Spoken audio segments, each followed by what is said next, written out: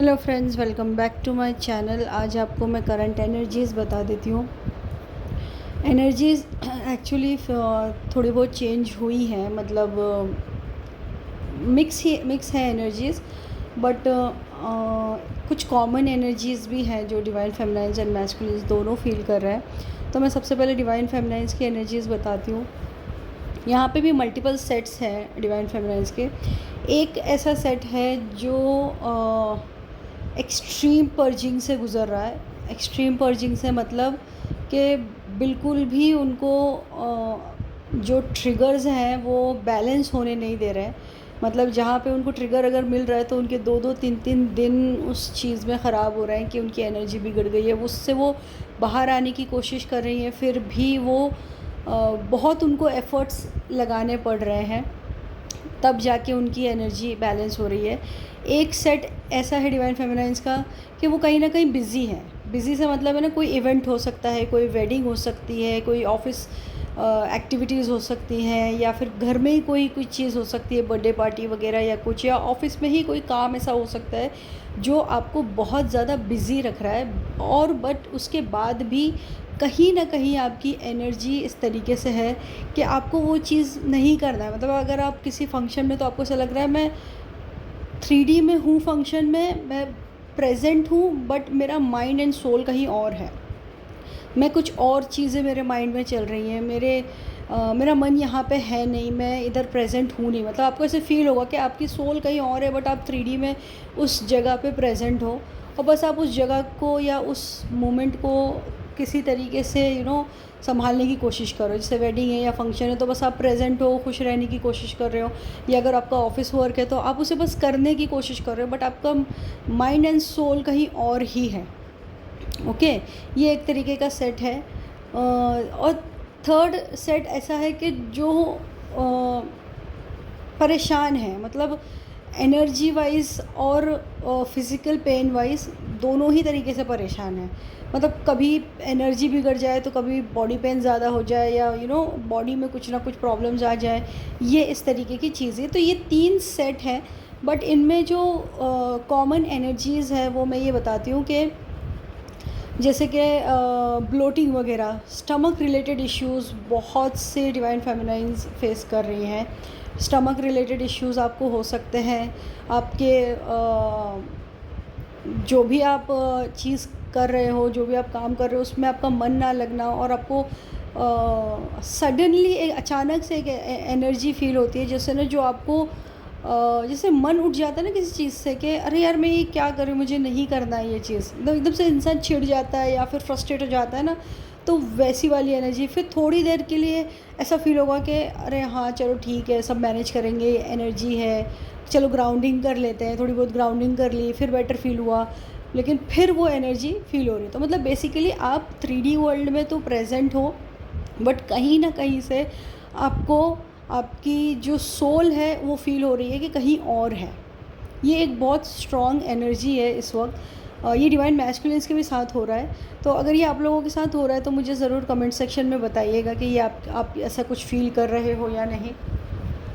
ये बहुत strong energy है। बाकी तो देखिए जो भी थोड़ी बहुत चल रही थी वैसी ही चल रही है, बट इस वक्त ऐसा है कि बहुत से डिवाइन फेमिनाइन्स को ना बहुत तरीके के ड्रीम्स आएंगे, अलग अलग तरीके के ड्रीम्स होंगे जो उनकी चीज़ों को रिप्रेजेंट करेंगे, उनके फियर को, उनकी आगे आने वाली चीज़ों को बता देंगे उनको ड्रीम में, या फिर पास्ट में उनके साथ किसी ने कुछ गलत किया होगा, जैसे ईविल है या ब्लैक मैजिक है, किसी भी तरीके की चीज़ें की होंगी, तो वो चीज़ें उनके ड्रीम के थ्रू उनको समझाई जाएंगी। और अगर इस वक्त अगर आपने कॉर्ड कटिंग कर ली होगी, पिछले कुछ 2-3 फुल मून्स जो गए हैं, जो 2-3 साइकिल गई हैं, उनके बीच में अगर आपने कॉर्ड कटिंग की है तो डेफिनेटली आपको बहुत स्ट्रॉन्ग एनर्जीज़ फील होंगी ड्रीम के थ्रू। मतलब ड्रीम में आपको बहुत ज़्यादा क्लैरिटी आ जाएगी।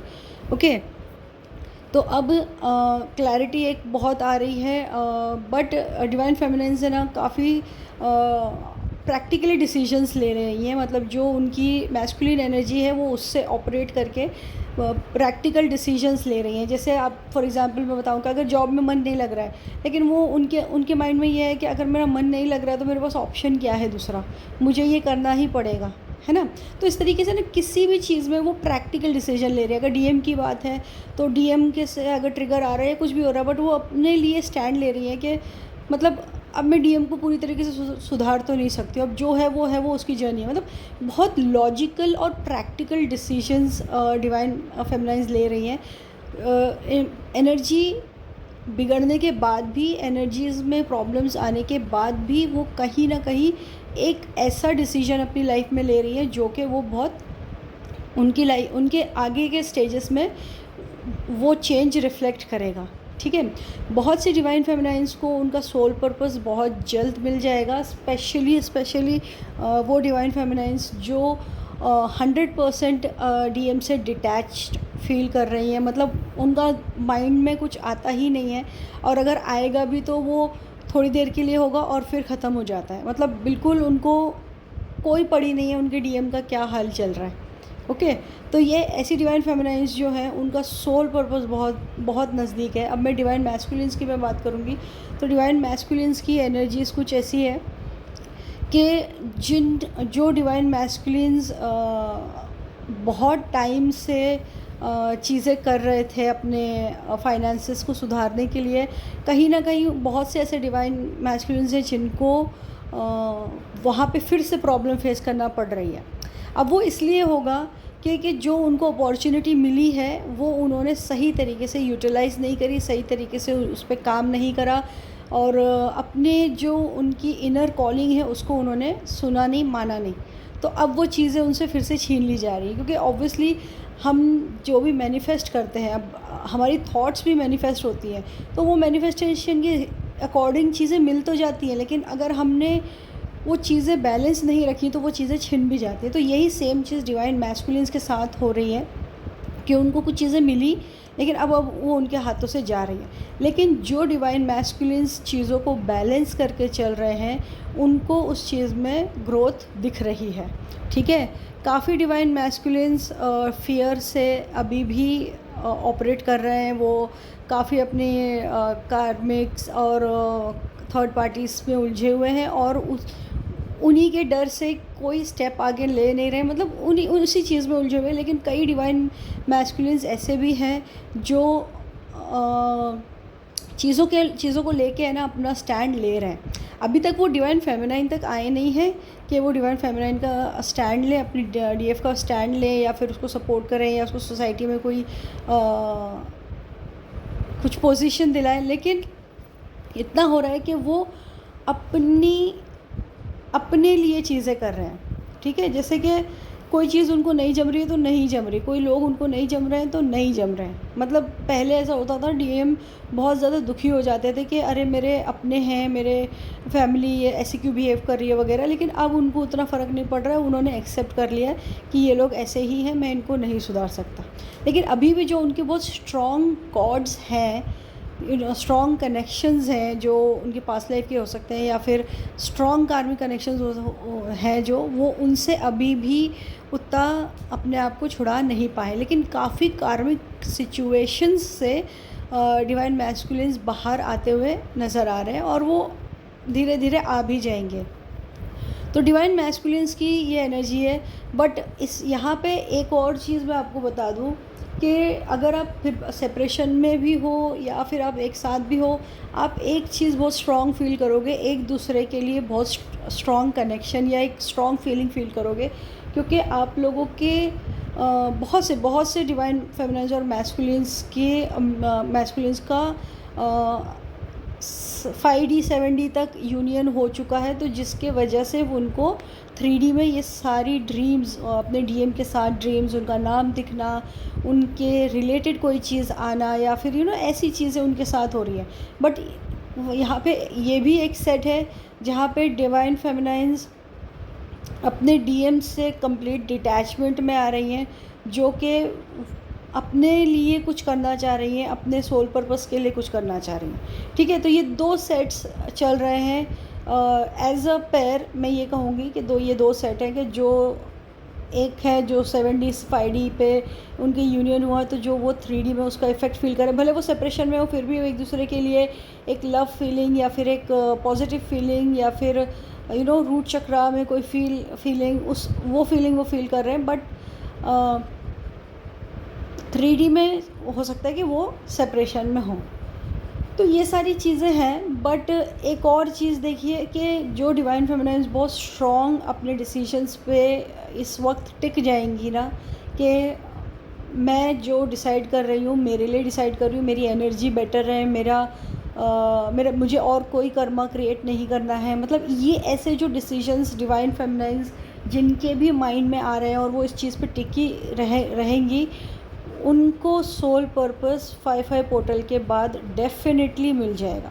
मतलब मई में जो फुल मून आएगा उसके बाद आप देखोगे कि आप सोल पर्पस की तरफ जा चुके हो, ठीक है।